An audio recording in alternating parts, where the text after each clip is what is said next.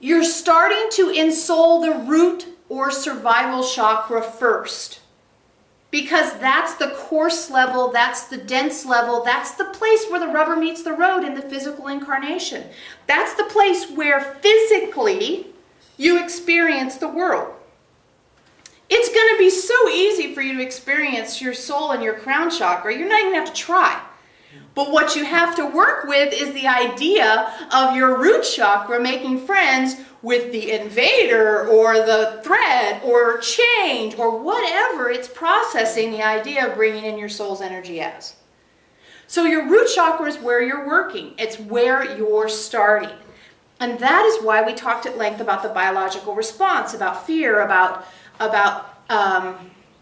this idea of what happens to my identity, the personality that you have the name of. What happens to that in this process? Is it lost? Is it gone? How does it fit in? And we shared with you that it becomes an expanded version of your personality rather than your personality being sort of pushed out or shoved out. Okay, so we looked at that.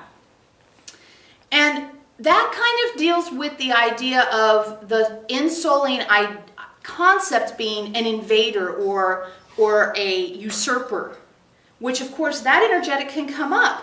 Because as you recognize a major transition's happening and you start in on the idea that something's dying off, that means something has to take its place. And if you don't have a clear understanding of the idea that the expanded version of you is what's, quote, taking its place, or stepping into a new role that unfolds, you can very easily allow the root chakra to tell you you should be scared shitless. Okay? As you start looking at the way that the survival instinct is biologically compelled to present itself.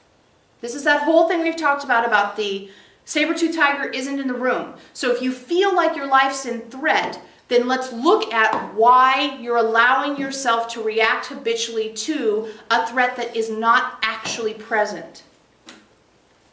And we hope that that's starting to settle into your systems a little bit, because that is really an important step when you start to have new abilities, new memories, new concepts come in that feel like you, but you don't know where you got them from because they're coming from your soul's inspiration. If you start seeing that as a threat or, tribal warfare, you're one tribe, everybody else is the other tribe, and here they come with their spears. This is biologically driven inside your DNA for you to be afraid of incursion. So when you say, I open up to ensouling my body, you're opening up to incursion. And if you cannot monitor the reaction that the biological drive has based on DNA-driven habit, then you're just going to be in a war zone with no solution. Because your spiritual will is going insoul, insoul, insoul, and your body's going, run, run, run, fight. Who are you fighting? I'm fighting myself. Ah, run. It's easier just to run away. And what are you doing? You're running away from your potential. You're running away from the opportunity. And of course, then you say, I don't get anywhere in my spiritual path. Well, of course you don't. Because you're having a fight in your root chakra between the expanded sense of yourself wanting to make its presence known and the limited sense of itself having a turf war. So that's really important. And we hope that through the last 3 weeks or so, you've gotten a sense of what that looks like to have those expanded senses come in. Okay. Then you start to move into your sensuality, sexuality chakra, and you start looking at how you're relating to others. And it's not just about lovemaking, it's about how you interact with others from an emotional point of view. Now, all of a sudden, you have this expanded sense of self that's come in through the ensouling process. And it's like, wow, I can interact with others in a brand new way. I can bring more to the table than I've ever brought before. I can actually show up in a whole way. I've never done that before. What does that look like? How does that feel? And how does that change what I need from others, what I want from others, what I'm demanding of others? And this is where your healed core emotion kicks in. It's in that second chakra, where you're not running around like a junkie looking for a fix, demanding people do whatever it is your version of the unhealed core emotion wants. So you're able to interact with others from a place that has some solidity to it and that invites the truth of you to be completely present. And that's really the most important thing, is that you start to create relationships where the truth of you being present reflects your true nature. It's your actual self, the integrity of you as a soul showing up. Not you as an unhealed core emotion, or you as somebody who believes in lack, or you as a victim. You're no longer interacting with others from those old delineated roles based on habit and DNA and past lives. You're relating based on what's true in this moment without the past or the future being brought in, opening up to the space that you're in, and being able to set boundaries as needed. But authentically and wholly showing up. And we do mean Holy. Because as you bring your entirety, your integrity into the moment, your relationships with others become a precious and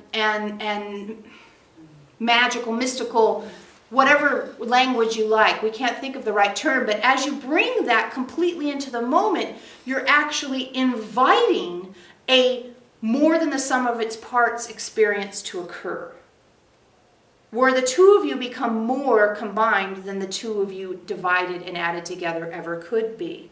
And that's the holy connection that many of you have looked for in your sexuality expressions and your love relationships and with lovers and partners and spouses. You've looked for the ability to show up as a whole being and have a holy experience. And as you bring the soul into the body, well, you know, sex and sexuality and sensuality is a huge part of being human. So, of course, your soul's ready to have that experience with you. And you're ready to have that experience with your soul. Trust us. So as you bring those two things together, woo, the chemistry can be pretty wild. But it has to be based, the platform that it's based on is the sense that you are able to be whole. You're able to show up with integrity, which means the entirety of you, based on the fact that the root chakra isn't throwing up fear messages about, well, letting that person in or connecting with that person might mean vulnerability. You've already dealt with how you see whether or not you're in danger because you're able to present yourself as a complete being. Not, I'm 3/4 and I'm looking for that little piece of sliver of pie that's going to make me feel like I'm all. Knowing you're a whole being on a journey of discovery, of growth, and that as that whole being, you can interact with another whole being, and together you create a third thing that's something more magnificent than the two of you could create individually. And when that's not happening anymore because you've checked out in the grocery store and you're done, or because you've had lovemaking and you're done, or because you've embraced a child and you're done, you walk away from it and you're just as whole as you were when you started. Now, this is the true nature of interaction that you experience as a soul. As a soul, you're never looking around for someone to finish you off. As a soul, you have no disillusions about your sense of wholeness or who you are. What you have is a completion, a feeling of completion that then allows growth. You see, you start complete and you grow from completion. As humans, you believe you're incomplete and you're always looking to be finished.